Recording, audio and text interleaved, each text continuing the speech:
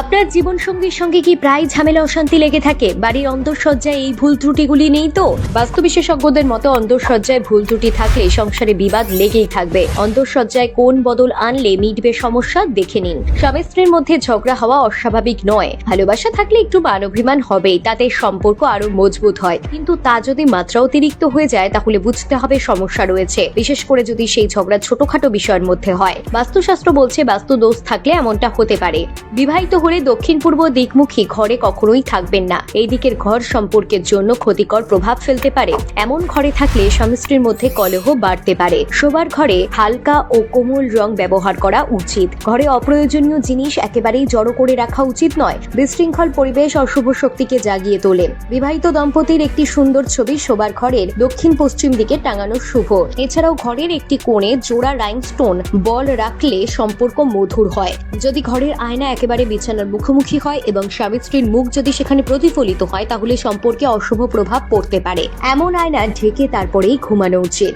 যদিও উপরিউক্ত সকল তথ্যই বাস্তু এবং জ্যোতিষশাস্ত্রের উপর ভিত্তি করে বলা হয়েছে, এগুলি আপনাকে মেনে চলতে বাধ্য করে না আমাদের চ্যানেল।